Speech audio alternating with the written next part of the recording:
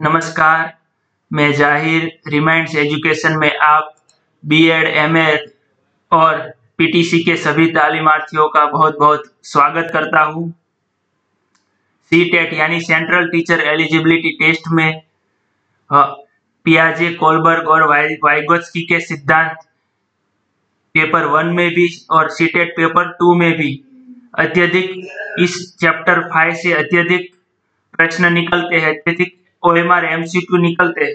तो इसीलिए हमने इसी चैप्टर 5 के पार्ट ए में हमने 1 से लेकर 13 प्रश्नों का उदाहरण के साथ सॉल्यूशन किया और अब हम इसी चैप्टर 5 यानी कि थियरी ऑफ पियाजे, कोलबर्ग और वाइगोत्स्की के 31 से लेकर 66 ओएमआर एमसीक्यू आईएमपी क्वेश्चन जो विगत वर्षों के सीटेट पेपर 1 और 2 में पूछे गए हैं उसका हम बारीकी से विश्लेषण करेंगे।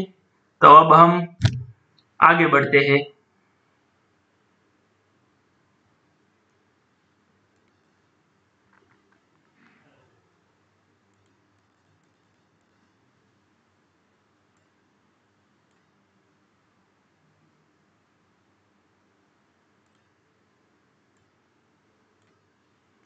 तो यहाँ है 31, क्वेश्चन नंबर 31। कोलबर्ग के अनुसार शिक्षक बच्चों में नैतिक मूल्य का विकास कर सकता है। देखते हैं ऑप्शन ए, कैसे व्यवहार किया जाना चाहिए, इस पर कठोर निर्देश देकर। ऑप्शन बी, धार्मिक शिक्षा को महत्व देकर। ऑप्शन सी, व्यवहार के स्पष्ट नियम बनाकर। और ऑप्शन डी, नैतिक मुद्दों पर आधारित चर्चाओं में उन्हें शामिल करके। एकदम इजी प्रश्न है। कोलबर्ग ने नैतिक विकास के सिद्धांत के 3 स्तर दिए हुए हैं, इसलिए जब भी लॉरेंस कोलबर्ग का नाम आए प्रश्न में तो नैतिक विकास का सिद्धांत वो जरूर अपने दिमाग में वो नैतिक विकास का सिद्धांत का शब्द अपने दिमाग में लाना। इसलिए यहाँ 31 का जवाब रहेगा डी, नैतिक मुद्दों पर आधारित चर्चाओं में उन्हें शामिल करके। आगे बढ़ते हैं। क्वेश्चन 32, वाइगोत्स्की के सिद्धांत का निहितार्थ है।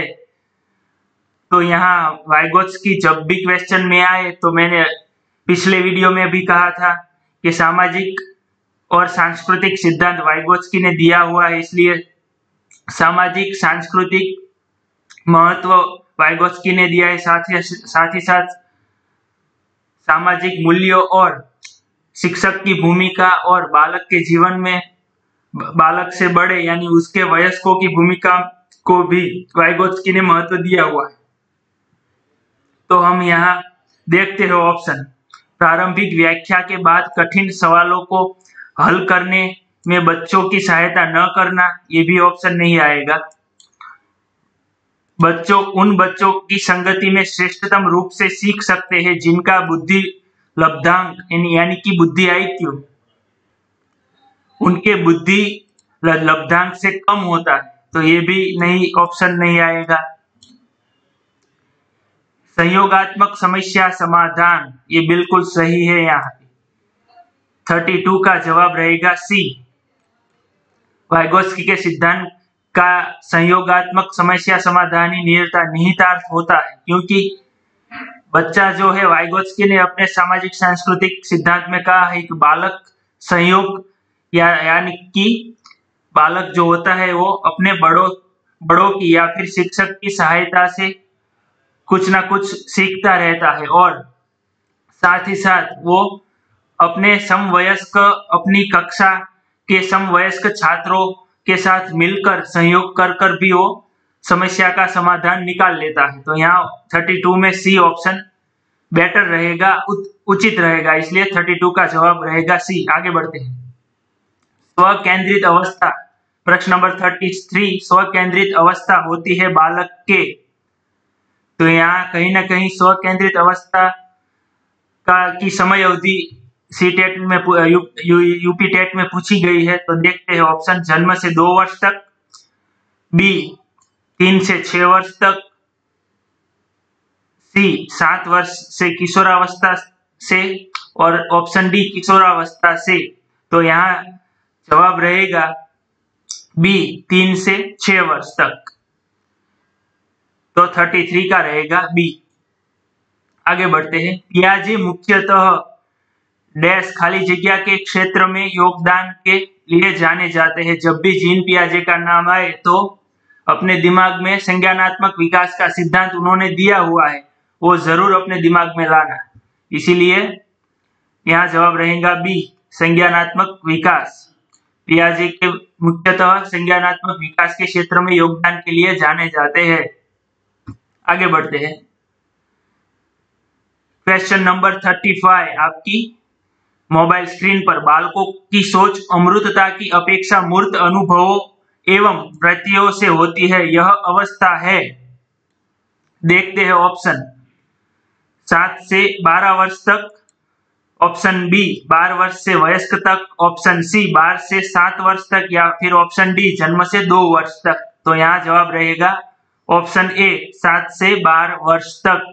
ये लेटर चाइल्डहुड का समय है, लेटर चाइल्डहुड इसका समय है 7 से 12 वर्ष तक। तो यहाँ ये जवाब उचित रहेगा 35 में ए। आगे बढ़ते हैं। Question number 36। निम्न में से कौन पियाजे के अनुसार बौद्धिक विकास का निर्धारित तत्व नहीं? खास ध्यान यहाँ देने की बाबत है, नहीं पूछा गया है। और किसके बारे में नहीं है? निम्न पियाजे के अनुसार बौद्धिक विकास का निर्धारित तत्व नहीं है, पियाजे के अनुसार। जब तो एकदम इजी क्वेश्चन है, सामाजिक संचरण ही है, यहाँ जवाब रहेगा। क्योंकि सामाजिक संचरण की बात करते हैं लेव वाइगोत्स्की, न कि जीन पियाजे। जीन पियाजे अनुभव संतुलनीकरण की बात करते हैं। तो यहाँ हमें नहीं पूछा है, इसलिए सामाजिक संचरण ही इस 36 का जवाब रहेगा। तो 36 में ए। आगे बढ़ते हैं। 37। पियाजे के अनुसार विकास की पहली अवस्था के दौरान बच्चा डैश सबसे बेहतर सीखता है। देखते हैं ऑप्शन। निष्क्रिय शब्दों को समझने के द्वारा, अमूर्त तरीके से चिंतन द्वारा, भाषा के नए अर्जित ज्ञान के अनुप्रयोग द्वारा, या फिर इंद्रियों के प्रयोग द्वारा। तो यहाँ पूछा है पहली अवस्था। पहली अवस्था के दौरान बच्चा सबसे बेहतर सीखता, तो इंद्रियों में कौन कौन सी आती है? बालक की आंख, बालक के कान, आंख से वो किसी शब्द को देखता है या फिर वाक्य को आंख से देखकर पढ़ता है। वैसे ही कान से वो कोई उसके माता पिता या फिर शिक्षक जो बोलते हैं वो कान से वो सुनता है। तो ये क्या है? सब इंद्रिया है। तो यहाँ पहली अवस्था में बालक इंद्रियों के प्रयोग द्वारा ही ज्ञान अर्जित करेगा, कुछ ना कुछ लर्निंग, कुछ ना कुछ सीखता रहता है। तो इंद्रियों के प्रयोग द्वारा। यहाँ 37 का जवाब रहेगा डी। तो आगे बढ़ते हैं। प्रश्न नंबर 38। पियाजे के अनुसार संज्ञानात्मक बाल विकास की कितनी अवस्थाएं हैं? तो यहाँ देखते हैं ऑप्शन। देखते हैं ऑप्शन। पियाजे के अनुसार संज्ञानात्मक बाल विकास की 4 अवस्थाएं हैं। एकदम इजी क्वेश्चन है ये। हमने थियरी के लेक्चर में इन्हीं 4 अवस्थाओं के बारे में बारीकी से आपको समझाया है। तो आपको वो वीडियो न देखा हो तो प्लेलिस्ट में जाइए हमारी चैनल में, और पियाजे के संज्ञानात्मक विकास के सिद्धांत में उस 4 अवस्थाओं के बारे में बारीकी से समझिए। आगे बढ़ते हैं। 39। लॉरेंस कोलबर्ग विकास के क्षेत्र में शोध के लिए जाने जाते हैं। जब भी लॉरेंस कोलबर्ग का नाम आए, हमने आगे भी बात की, तो नैतिक विकास का सिद्धांत अपने दिमाग में लाना। तो यहाँ जवाब रहेगा नैतिक। 39 का जवाब रहेगा सी। आगे बढ़ते हैं। प्रश्न नंबर 14। पियाजे के अनुसार बच्चा अमूर्त स्तर पर चिंतन, बौद्धिक क्रियाएं और समस्या समाधान किस अवस्था में करने लगता है? तो देखते हैं option. Option A option A पूर्व सक्रियात्मक अवस्था 2 से 7 वर्ष, ऑप्शन बी मूर्त सक्रियात्मक अवस्था 7 से 11 वर्ष, ऑप्शन सी औपचारिक सक्रियात्मक अवस्था 11 से 16 वर्ष। तो ये उत्तम रहेगा 11 से 16 वर्ष, क्योंकि यहाँ हमें कहा गया है बच्चा अमूर्त स्तर पर चिंतन, बौद्धिक क्रियाएं और समस्या समाधान शब्द यहाँ उन्होंने लिया है। तो समस्या समाधान किस अवस्था में, देखिए जो औपचारिक सक्रियात्मक अवस्था है, ये 4 अवस्था जीन पियाजे ने हमें संज्ञानात्मक विकास के सिद्धांत में दी हुई है। तो इसी 4 अवस्थाओं में से बच्चा बौद्धिक क्रियाएं और अमूर्त स्तर पर चिंतन और साथ ही साथ समस्या समाधान औपचारिक सक्रियात्मक अवस्था यानी कि 11 से 16 वर्ष की जब उसकी उम्र होगी, तभी वो अच्छे से ये 3 यानी कि समस्या समाधान बौद्धिक क्रियाएं कर सकता है। क्यों? क्योंकि 11 से 16 वर्ष किशोरावस्था का एक पहले तो ये समय है, और किशोरावस्था में 11 से 16 वर्ष में बालक की जो मानसिक कैपेबिलिटी है, मानसिक डेवलपमेंट है, कॉग्निटिव डेवलपमेंट है, वो एक तरीके से परिपक्व एज में आ जाता है। इसीलिए 14 का जवाब रहेगा यहाँ सी। आगे बढ़ते हैं प्रश्न नंबर 41। क्वेश्चन 41 में पियाजे के अधिगम के संज्ञानात्मक सिद्धांत के अनुसार वह प्रक्रिया जिसके द्वारा संज्ञानात्मक संरचना को संशोधित किया जाता है डैश वह कहलाती है। देखते हैं ऑप्शन। समावेशन, यहाँ रहेगा खाली जगह में रहेगा समावेशन,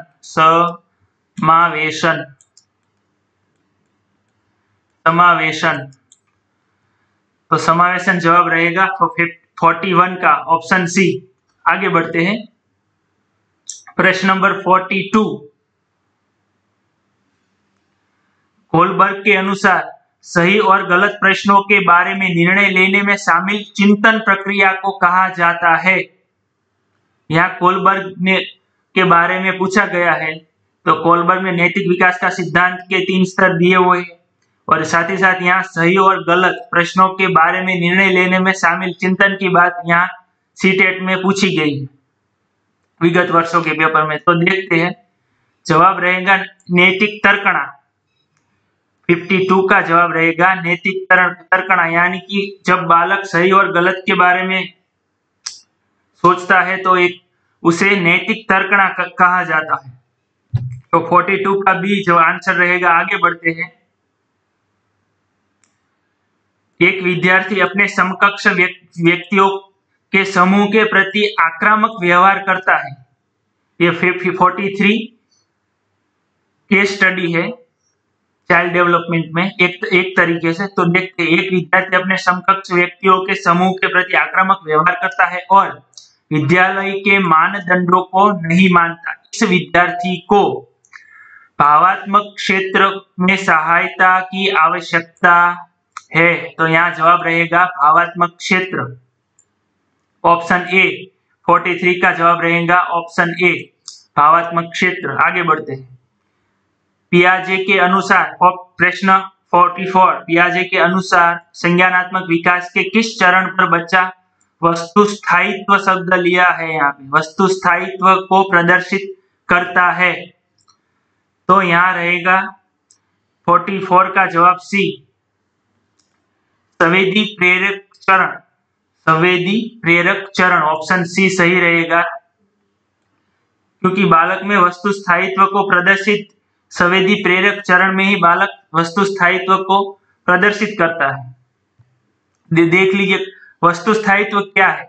तो वस्तु स्थायित्व इसे कहते हैं कि जब बालक के सामने अगर कोई आप खिलौना रखे और वो देखता है, फिर उसके सामने से वो खिलौना कहीं हटा दे, या फिर उसके माँ बाप उस खिलौनों को या फिर उस खिलौनों के उसके सामने से हटा देते हैं, कहीं छुपा देते हैं, तो बालक वो मन ही मन वो विचार करने लगता है कि उस वस्तु का अस्तित्व खत्म हो गया है, वो वस्तु अब इस दुनिया में नहीं है।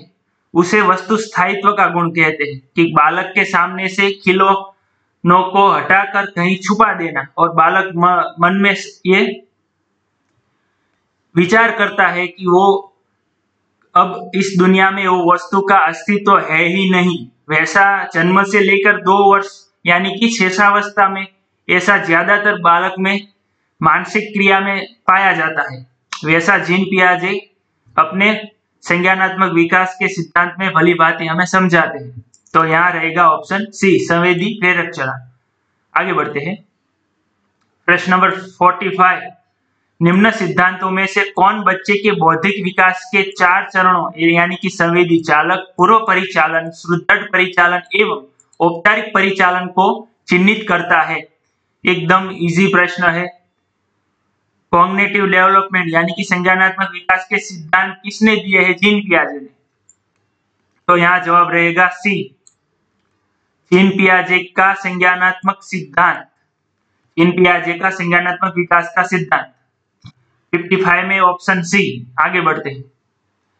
46, तो 46 में देखते हैं, पियाजे के अनुसार मूर्त सक्रियाओं का स्तर किस अवधि में घटित होता है? यानी कि उसकी समय अवधि, एज, उम्र पूछी गई है यहाँ पे। मूर्त सक्रियाओं का स्तर किस अवधि में घटित होता है जीन पियाजे के मुताबिक? तो देखते हैं, जन्म से 2 वर्ष तक, 2 से 7 वर्ष तक, 7 से 11 वर्ष तक, या फिर ऑप्शन डी 11 से 15 वर्ष तक। तो ऑप्शन सी 7 से 11 वर्ष यहाँ उचित जवाब रहेगा। 7 से 11 वर्ष, लेटर चाइल्डहुड, उत्तर बाल्यावस्था। आगे बढ़ते हैं। लॉरेंस कोलबर्ग के द्वारा प्रस्तावित निम्नलिखित चरणों में से प्राथमिक विद्यालयों के बच्चे किन चरणों का अनुसरण करते हैं? यहाँ पूछा गया है प्राथमिक विद्यालयों के बच्चे के बारे में, और वो भी लॉरेंस कोलबर्ग ने नैतिक विकास का सिद्धांत दिया हुआ है।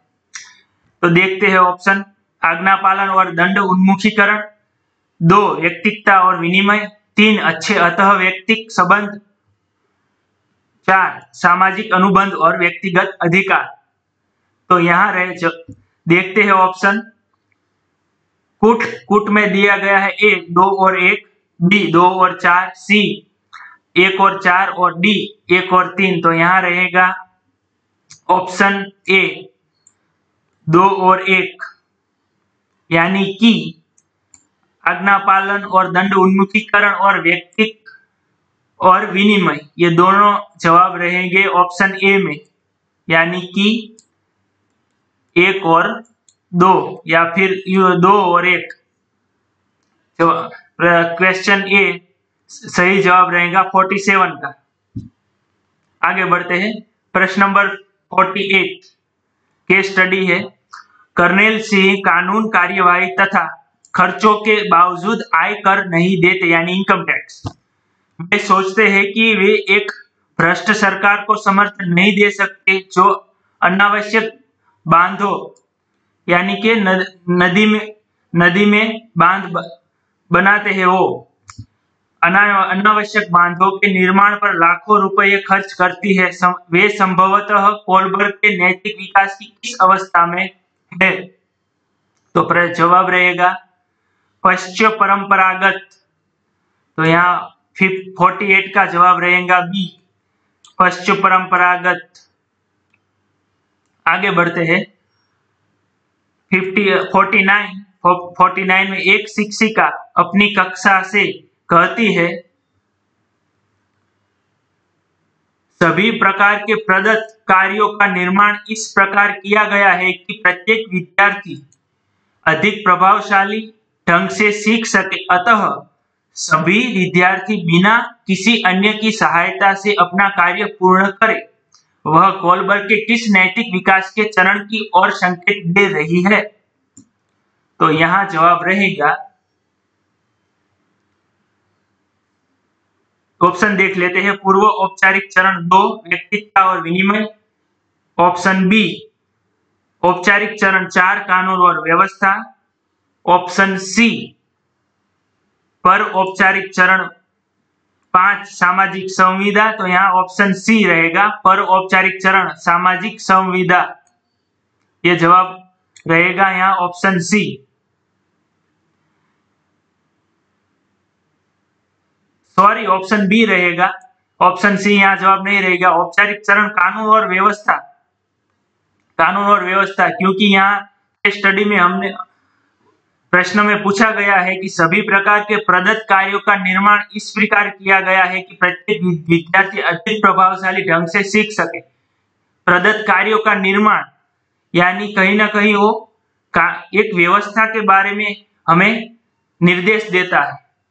और आगे देखते हैं कि विद्यार्थी अधिक प्रभावशाली ढंग से सीख सके, अतः सभी विद्यार्थी बिना किसी अन्य की सहायता से अपना कार्य पूर्ण करे, यानी स्वतंत्रता से अपने तरीके से। वह कोलबर्ग के किस नैतिक विकासीय चरण की ओर संकेत दे रही है? तो यहाँ जवाब रहेगा बी। 49 का जवाब रहेगा बी, कानून और व्यवस्था, क्योंकि वर्गखंड का जो माहौल है वो उसी प्रकार डेवलप किया गया है स्वतंत्र रूप से, और उसी प्रकार की व्यवस्था की गई है कि हर बच्चा अपने तरीके से सीख सके, अपनी डिसिप्लिन के साथ और अपने मानसिक विकास के साथ। इसलिए 49 का जवाब रहेगा बी। आगे बढ़ते हैं। प्रश्न नंबर 15, संज्ञानात्मक विकास निम्न में से किसके द्वारा समर्थित होता है? देखते हैं ऑप्शन। जितना संभव हो उतनी आवृत्ति से संगत और सुनियोजित परीक्षाओं का आयोजन करना। ऑप्शन बी, उन गतिविधियों को प्रस्तुत करना जो पारंपरिक पद्धतियों को सुदृढ़ बनाना। संज्ञानात्मक विकास एक तो दिया है जीन पियाजे, और उसी को समर्थित देता हुआ हमें वाक्य यानी सेंटेंस बताना है। तो देखते हैं आगे। एक समृद्ध और विविधतापूर्ण वातावरण उपलब्ध कराना, तो यहाँ ऑप्शन सी सही रहेगा। एक समृद्ध और विविधतापूर्ण वातावरण हर बालक को अपनी कक्षा में, अपनी पाठशाला स्कूल में उपलब्ध कराना पड़ेगा, क्योंकि बालक को एक समृद्ध और विविधतापूर्ण शैक्षणिक या फिर एजुकेशनल वातावरण हर शिक्षक को उपलब्ध कराना चाहिए। तभी बालक की कॉग्निटिव डेवलपमेंट यानी कि संज्ञानात्मक विकास जो होता है बालक का, वो सही तरीके और अच्छे से यानी स्पीड से हो सकता है जब बालक को स्कूल में समृद्ध और विविधतापूर्ण वातावरण उपलब्ध कराए। आगे बढ़ते हैं।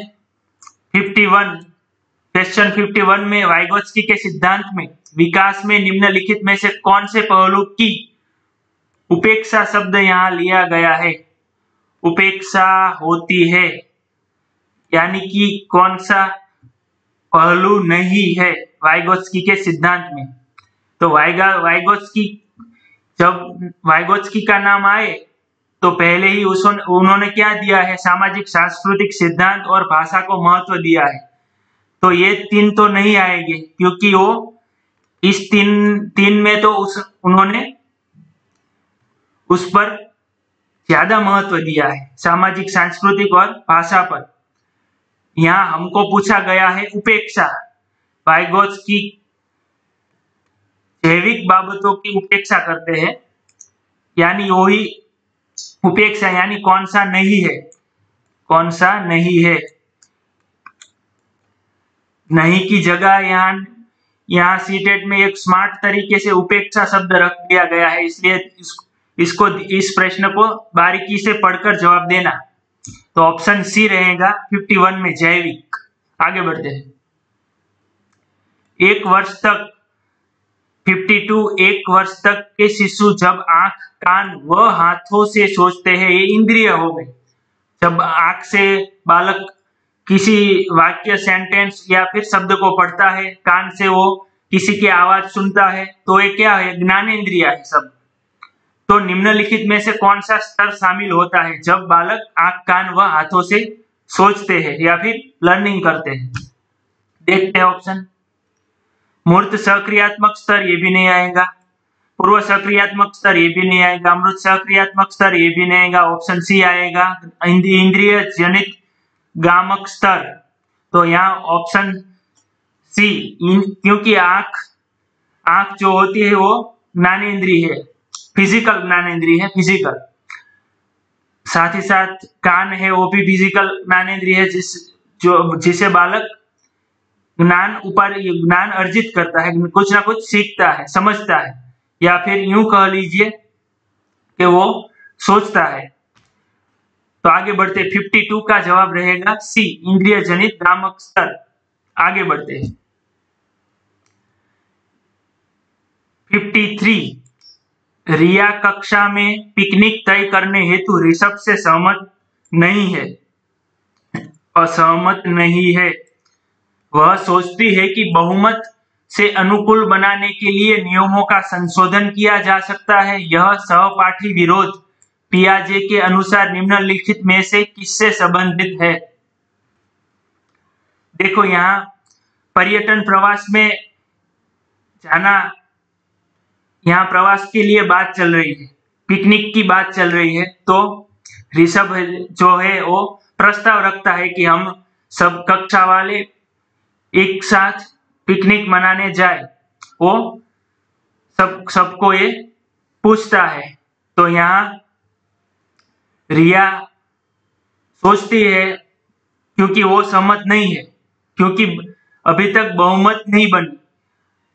अगर बहुमत ज्यादातर बन जाती है, या फिर या दूसरे तरीके से कहे सब बच्चे पिकनिक में आना चाहते हैं, तो उस बात में बहुमति बन जाएगी। अगर नहीं आना चाहते हैं तो वो लघुमति रहेगी। तो देखते हैं ऑप्शन कौन से यहाँ ठीक आते हैं। विषमांग नैतिकता, संज्ञानात्मक परिपक्वता, प्रतिक्रिया, या फिर डी संयोग की नैतिकता। तो यहाँ आएगा संयोग की नैतिकता। यहाँ एक तरीके से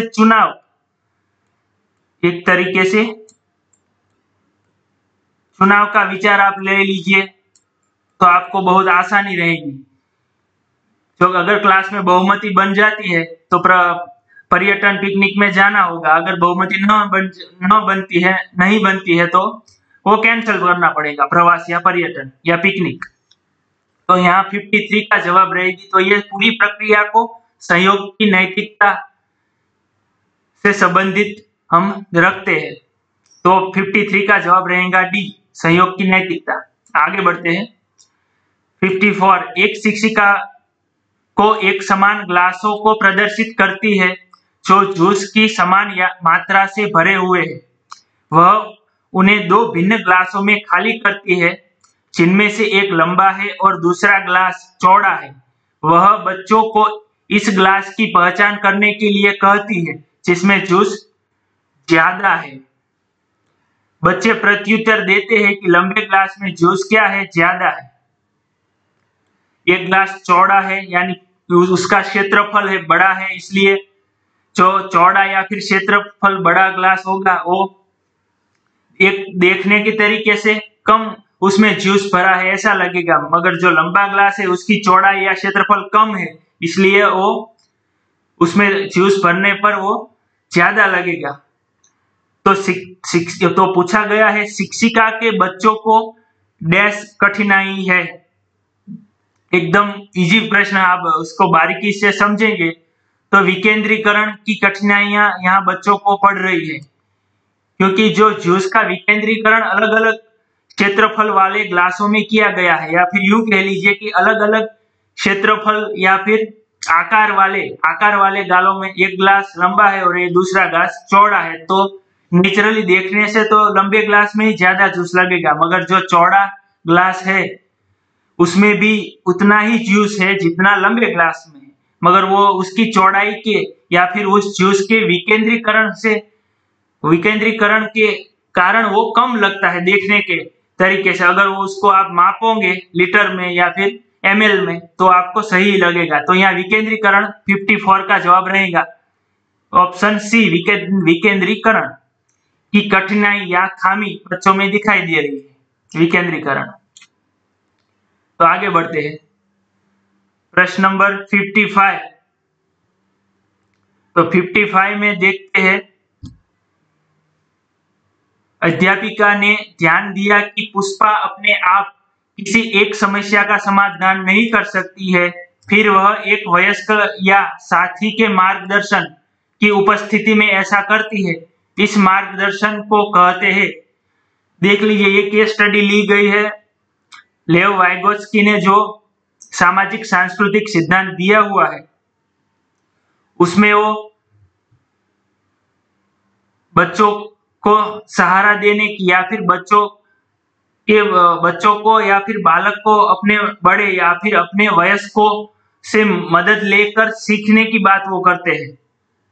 इसमें वो जोन ऑफ प्रॉक्सिमल डेवलपमेंट की भी बात करते हैं, वास्तविक मदद की बात भी वो करते हैं। तो यहाँ एक उचित जवाब रहेगा सहारा देना, ऑप्शन डी सहारा देना।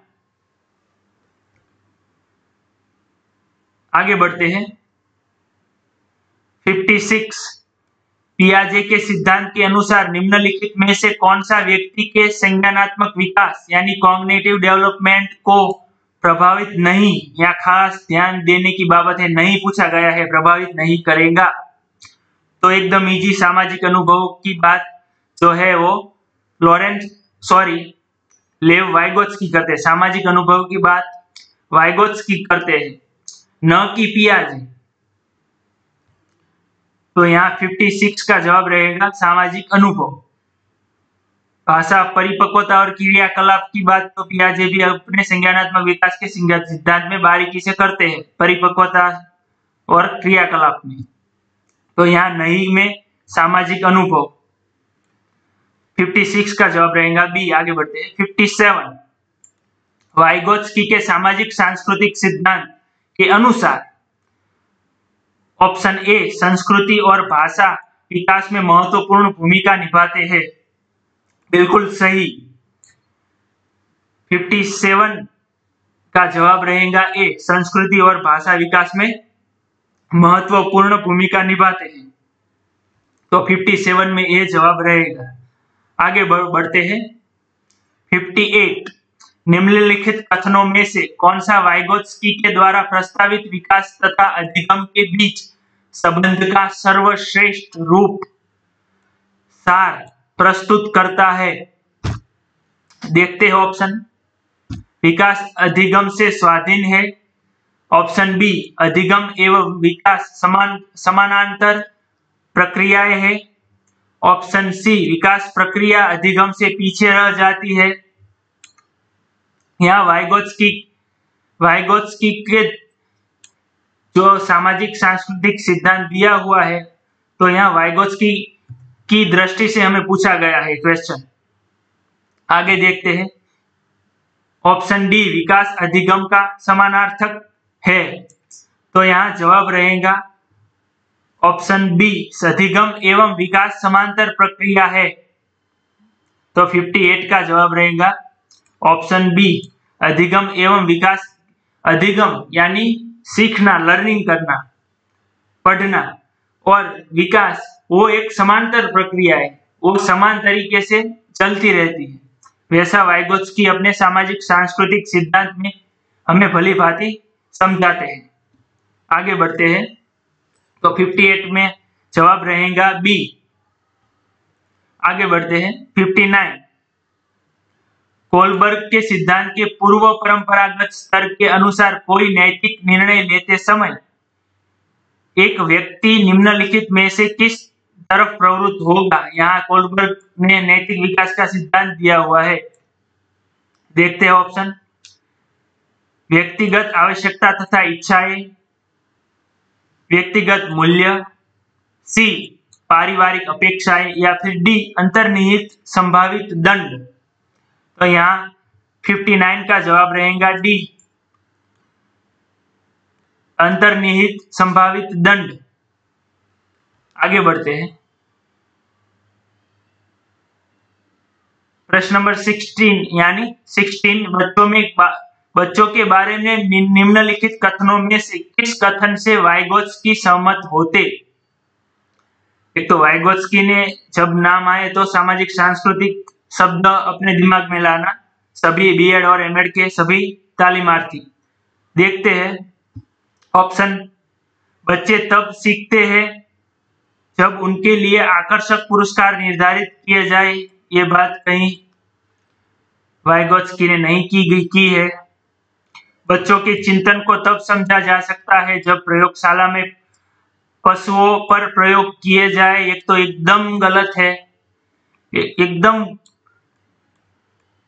एकदम गलत ऑप्शन है, ये तो आएगा ही नहीं भी तो, क्योंकि ये पशुओं पर प्रयोग किया जाए और ये इस प्रयोगशाला में कुछ एकदम गलत ही ऑप्शन है, इसका कुछ लेना देना ही नहीं है इस क्वेश्चन से।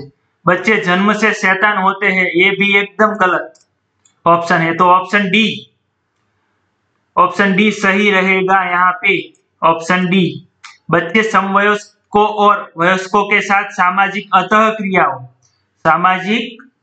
अंतःक्रियाओं के माध्यम से सीखते हैं।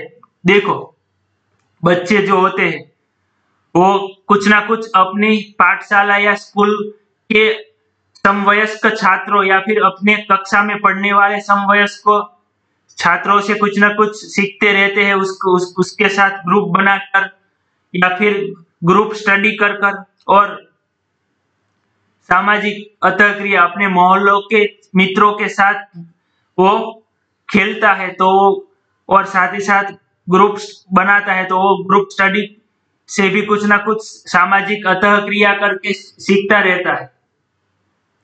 और अपने बड़ों यानी शिक्षकों, वयस्कों की मदद से भी वो कुछ ना कुछ सीखेगा। अपने वयस्कों के साथ बालक सामाजिक अंतःक्रिया करेगा, सामाजिक तरीके से जुड़ेगा और उनसे ज्ञान की प्राप्ति करेगा।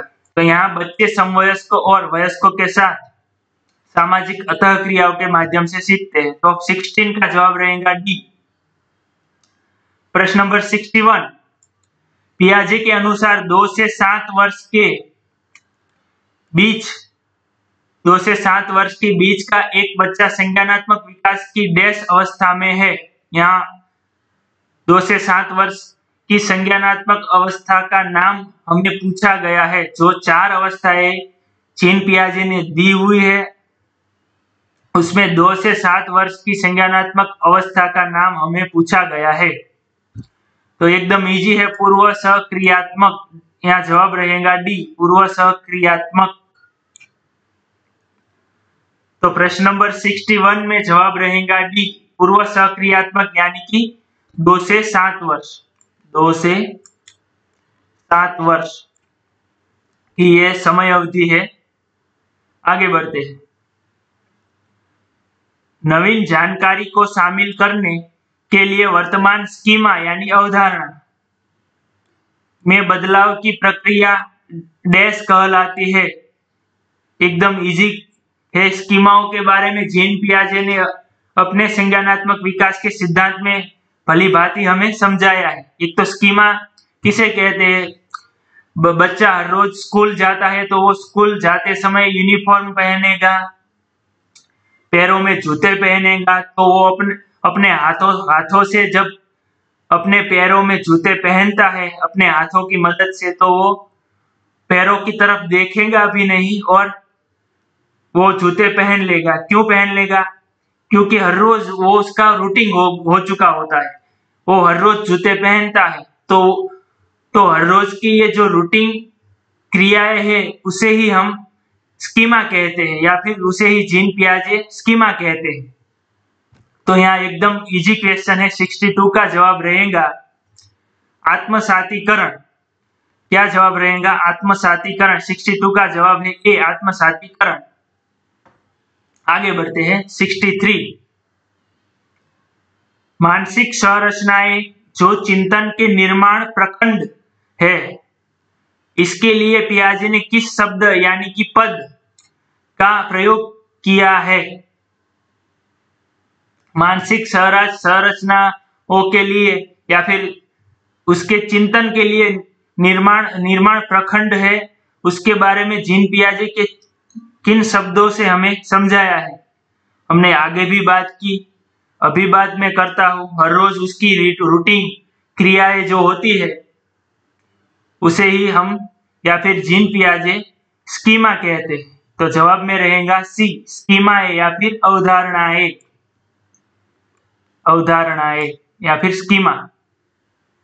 आगे बढ़ते हैं।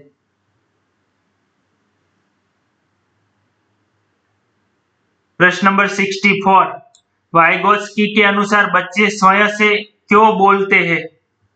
वाइगोत्स्की के अनुसार बच्चे स्वयं से क्यों बोलते हैं? ए, बच्चे अपने प्रति वयस्कों का ध्यान आकर्षित करने के लिए बोलते हैं। एकदम गलत, ये तो है ही नहीं। बच्चे स्वभाव से बहुत बातूनी होते हैं। एकदम गलत। ऑप्शन है, इस दो ऑप्शन ए और बी का कोई लेना देना नहीं है चाइल्ड डेवलपमेंट और पेडालॉजी से, इसलिए दो ऑप्शन नहीं आएंगे। बच्चे अहम केंद्रित होते हैं, ये भी गलत। बच्चे अपने कार्य को दिशा देने के लिए बोलते हैं, बिल्कुल सही। तो 64 का जवाब रहेगा डी। देखिए, भाषा वाइगोत्स्की के मुताबिक बच्चा जब भाषा सीखता है तभी चिंतन कर सकता है, यानी कि बिना भाषा के बालक जो होता है वो चिंतन नहीं कर सकता। तो बच्चा जो होता है वो शेषावस्था में, यानी कि जन्म से 2 वर्ष तक जो अपने आप से बातें करता है, अपने आप यानी कि अपने खुद की आत्मा के साथ वो बोलता रहता है। वो किस लिए बोलता है? तो वो कहीं ना कहीं अपने कार्य को दिशा देने के लिए बोलता है कि ये घटना वो अथवा वो कार्य वो कैसे करे, अथवा तो कोई घटना बालक ने देखी तो वो अपने मस्तिष्क में चिंतन करेगा, सोचेगा। और साथ ही साथ अगर कोई कार्य उसे दिया जाए अथवा तो वो अपना रूटीन कार्य करता है तो कहीं ना कहीं अपने आप में खुद से बड़बड़ाने लगता है, खुद को ही दिशा निर्देश करने लगता है। तो यहाँ 64 का जवाब रहेगा डी, बच्चे अपने कार्य को दिशा देने के लिए बोलते हैं। आगे बढ़ते हैं।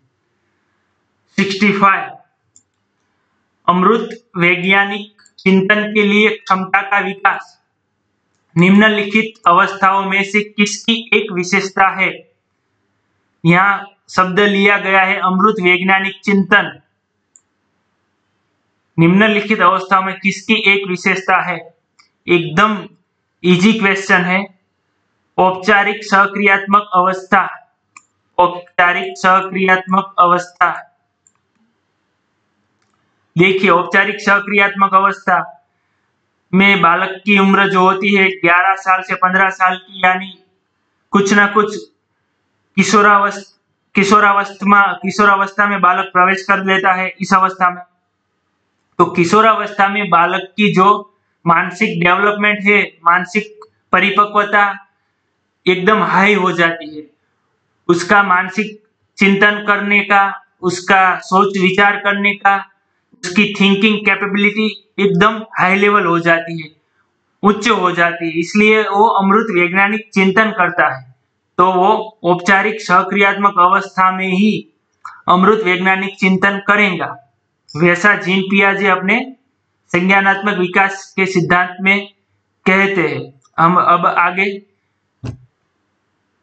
पार्ट बी का अंतिम क्वेश्चन और इस चैप्टर का भी अंतिम क्वेश्चन 66, एक बच्चा तर्क प्रस्तुत करना है या फिर करता है, आप यह मेरे लिए करें और मैं वह आपके लिए करूंगा। आप यह मेरे लिए करें और मैं वह आपके लिए करूंगा। यह बच्चा कोलबर्ग या उनके नैतिक तर्कणा की किस अवस्था के अंतर्गत आएगा? एकदम इजी क्वेश्चन है। अच्छा लड़की या फिर अच्छा लड़का अभिमुखीकरण, अच्छा लड़का अच्छी लड़की अभिमुखीकरण। हर बालक ये सोचता है कि समाज के सभी लोग उस बालक की सराहना करें, उस बालक की तारीफ करें। वैसा वो बर्ताव करता है, वैसा उसका स्वभाव भी बालक का होता है। वैसा नैतिक विकास के सिद्धांत में हमें कोलबर्ग अच्छे से समझाते हैं। तो कोलबर्ग ने नैतिक विकास का सिद्धांत दिया हुआ है और 66 का जवाब रहेगा ए, अच्छा लड़का अच्छी लड़की अभिमुखीकरण। तो इसी अंतिम क्वेश्चन के साथ हम चैप्टर 5 की यहाँ समाप्ति करते हैं। चैप्टर 5 के सभी एमसीक्यू, ओएमआर, सभी क्वेश्चन का हमने बारीकी से विश्लेषण किया, बारीकी से सॉल्यूशन किया। अब हम अगले चैप्टर 6 के एमसीक्यू का अगले वीडियो में सॉल्यूशन करेंगे। तब तक के लिए मैं इजाजत चाहूंगा। अगर आपको हमारा यह वीडियो, हमारा यह प्रयास अच्छा लगा हो तो आप हमारे इस वीडियो को लाइक करें, हमारी रिमाइंड्स एजुकेशन चैनल को सब्सक्राइब कीजिए और ज्यादा से ज्यादा अपने दोस्तों के साथ इस वीडियो को शेयर कीजिए।